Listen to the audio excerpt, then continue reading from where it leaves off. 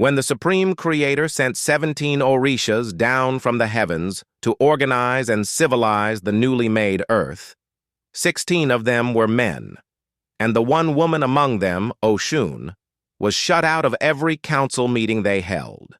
So she withdrew. And without her, nothing on earth could grow, no child could be conceived, no rain would fall, until the gods who had excluded her were forced to admit they needed her most of all. This is a story still told and honored across Yoruba communities in West Africa today, and carried across the Atlantic by the diaspora into living traditions still practiced now in Brazil, Cuba, and the United States, where Oshun remains one of the most beloved orishas of all. It's a myth about power that isn't loud, doesn't need to prove itself by force, and gets ignored right up until the moment everyone realizes they can't survive without it. Here's what happened when the gods learned that lesson the hard way. In the beginning of the Yoruba cosmology, Olodumare, the supreme creator, source of all existence, looked down at the newly formed earth, still raw and unfinished, and decided it needed order. 17 orishas, divine beings, each carrying a portion of Olodumare's own power and purpose, were sent down to organize the world, to lay out the rivers, raise the mountains, teach human beings how to farm and build and live. Among the 17 was one woman, Oshun, orisha of the river that would one day bear her name, radiant, graceful, associated with beauty, love, wealth, and the sweet, clean water that makes life possible in the first place. The 16 male orishas convened their councils to plan the work ahead, and one after another decided Oshun's presence wasn't necessary. She was beautiful, they reasoned, elegant and soft-spoken, more concerned, they assumed, with adornment and romance than with the serious business of building a world. They held their meetings without inviting her, made their decisions without her voice in the room, and set to work on their grand projects. Mountains raised, forests planted, rivers charted, confident that whatever they were building didn't need whatever it was they imagined Oshun actually did.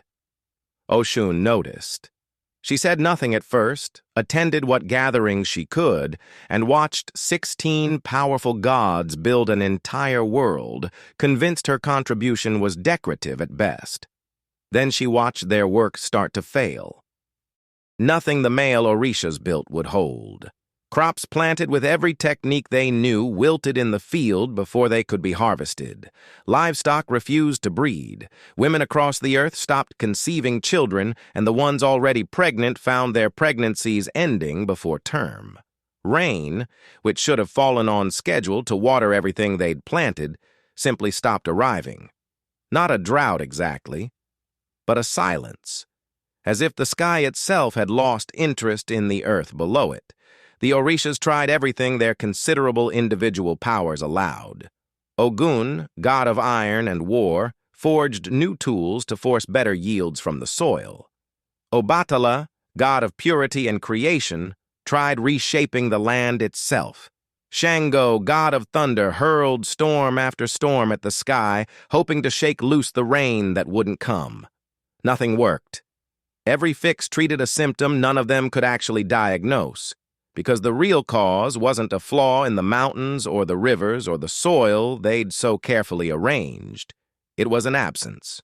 Oshun carried something none of the 16 men possessed, and none of them had thought to ask for, Ashe. The vital life force, the animating spark that makes fertility possible at all, that turns a planted seed into a growing plant and a conceived child into a born one. She had brought it with her when she descended with the other 16.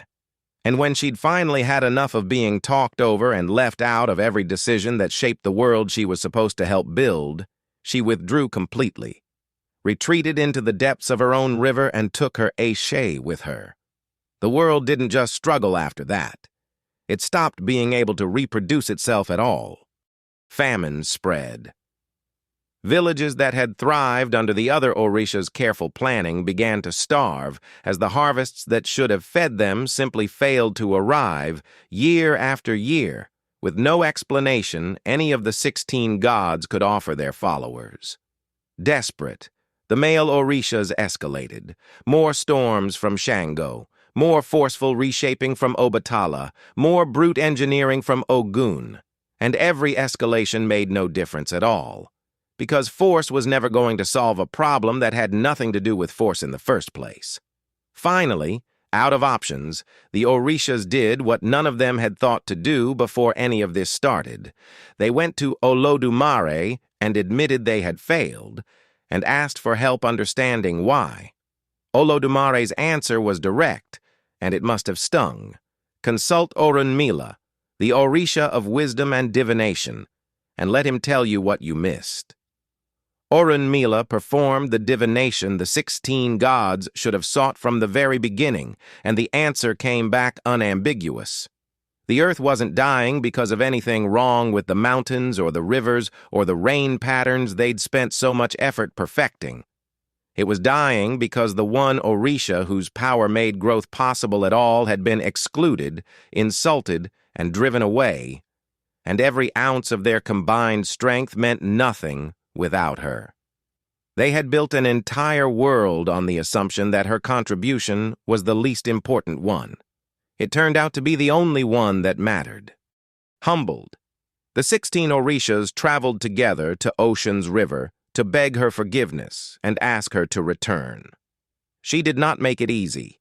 She had been dismissed, shut out of every room where decisions were made, and treated as ornamental by gods who were now discovering, at the cost of the entire world's fertility, exactly how wrong they'd been.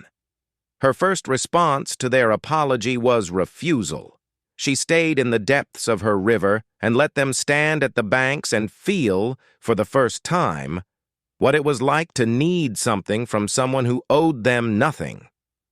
Orunmila, wiser than the rest, understood that an apology alone wouldn't undo months of exclusion. What Oshun deserved wasn't just an admission of fault. It was the celebration and recognition she should have had from the very beginning.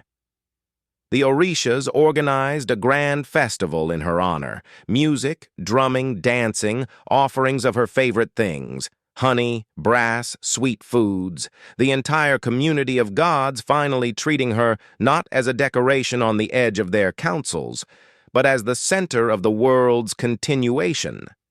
Exactly what she had always been. Moved by the sincerity of it, Oshun rose from the river. As she danced through the gathered orishas, her ashe flowed back out into the world with her. The rivers began to run again. The rain returned. Crops took root and grew, and women across the earth conceived and carried children to term for the first time in longer than anyone could remember. She restored fertility to the world not by force, and not because the gods finally out-argued or out-powered the problem, but because they finally gave her what they should have given her from the start, a seat at the table and the respect that seat required. The myth doesn't end with Oshun quietly rejoining the council as if nothing had happened. In the way Yoruba tradition still tells and honors this story, she becomes something closer to essential. The orisha, without whom nothing else the pantheon builds can actually live, reproduce, or continue. Practitioners across West Africa and throughout the diaspora, in Brazil's Candomblé, in Cuba's Santeria, in living Yoruba communities today, still honor Oshun as the goddess of rivers, love, fertility, and beauty, and still tell this story as a reminder of what happens when power that doesn't announce itself loudly gets mistaken for power that doesn't matter. 16 gods, with mountains and storms and iron at their command, built an entire world and still couldn't make a single seed grow without her. It wasn't a story about Oshun proving her strength through some grand battle or feat of force. It was a story about what happens when everyone finally understands that the thing they dismissed as decorative was the one thing holding the whole world together. On this channel, That's usually where the real story is. Not in the loudest gods, but in the ones everyone underestimated until they couldn't anymore. Subscribe if you want more. See you in the next one.